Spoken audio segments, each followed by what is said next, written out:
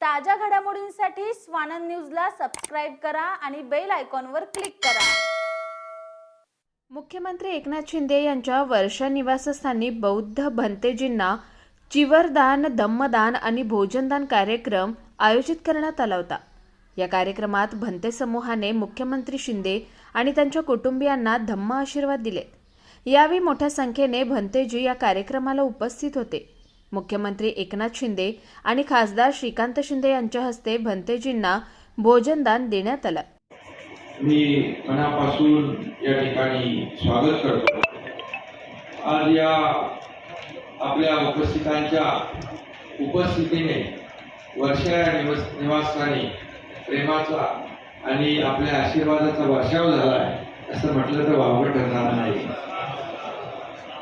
गेले 2 वर्ष तरी मी सीएम म्हणून काम करत असलो तर लोक म्हणतात सीएम म्हणजे चीफ मिनिस्टर, मी म्हणतो सीएम म्हणजे कॉमन मॅन।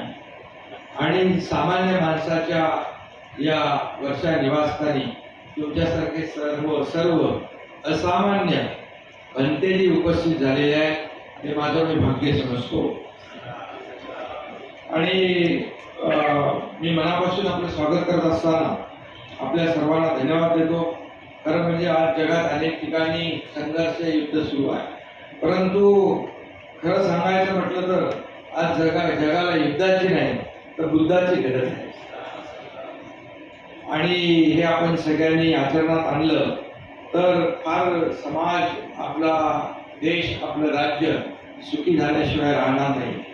आज अनेकांकडे ज्ञान खूप असेल तरी बुद्धाचे तत्वज्ञान असणं देखील आवश्यक आहे। आणि म्हणून हे मत आणि हे मांडणाऱ्यांपैकी मी आहे।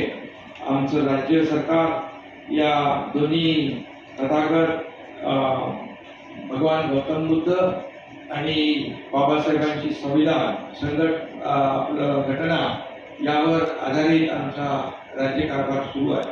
आणि म्हणून आपण भंतेजी जे सांगितलं ते आता मी लक्षात ठेवलेलं आहे की आपलं ह्याला धम्माचल अजिंठा लेणी येथे पाली भाषेच्या विद्यापीठास मान्यता देण्याबाबत सरकार आपलंच आहे। त्यामुळे हे समाजासाठी जे करायचं ते आपण नक्की करू आणि अनेक आपल्या जे काही आपण निवेदन दिले आहे त्याच्याबद्दल एक बैठक लावू। आणि दुसरं यामध्ये आम्ही जिल्हा स्तरावर एक संविधान भवन या ठिकाणी बांधण्याचा प्रयत्न करतोय आणि तसा निर्णय आम्ही घेतला आहे। तालुका स्तरावर हे संविधान भवन झालं पाहिजे यासाठी आमचा प्रयत्न आहे। त्यामध्ये सुसज्ज ग्रंथालय असेल, अभ्यासिका असेल, आपल्या शिकणाऱ्या मुलांना त्याचा फायदा होईल आणि त्यामुळे नक्कीच याच्यामध्ये आपल्याला अपेक्षित असलेलं काम होईल। छत्रपती संभाजीनगर ते जगप्रसिद्ध अजिंठा वेरूळ लेण्याचा विकास सुद्धा आपला सरकार आपलं करतंय। आणि म्हणून बौद्ध धर्मामध्ये वर्षावास या पवित्र महिन्याला फार महत्त्व आहे। तरी या पावन महिन्यात आदरणीय भिक्खूगणाला घरी बोलावून अन्नदान व संगनाचं पवित्र कार्य माझ्या आणि माझ्या परिवाराच्या हातून घडावे एवढं माझी इच्छा होती आणि त्याप्रमाणे आयोजन झालं आणि आपण सगळेजण आला या कार्यामध्ये।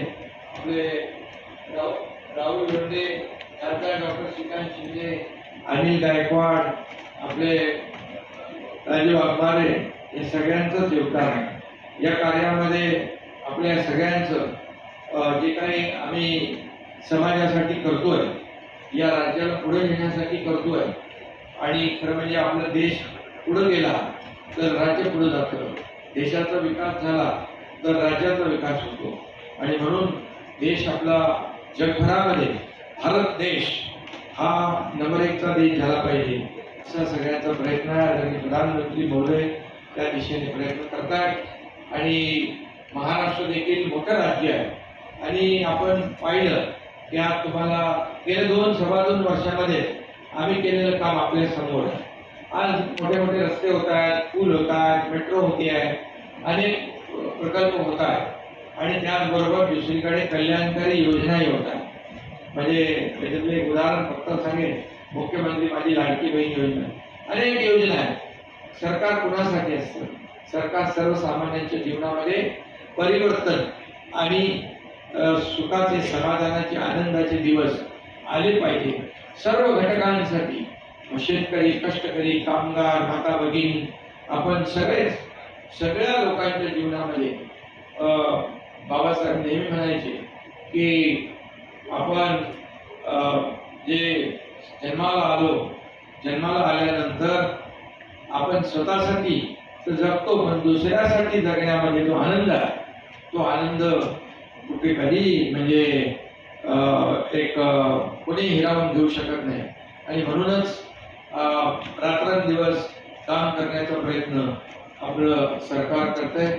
भंतेजी आपले आशीर्वाद, असेच आपले सहकार्य, योगदान आणि शुभाशीर्वाद असेच कायम असू द्या, एवढीच आपल्याला विनंती करतो. आणि पुन्हा एकदा मनापासून आपल्याला धन्यवाद देतो. धन्यवाद. जय भीम, जय बुद्ध. आकाश सहाने, स्वानंद मीडिया, ठाणे. ताज्या घडामोडींसाठी स्वानंद न्यूजला सबस्क्राईब करा आणि बेल आयकॉनवर क्लिक करा.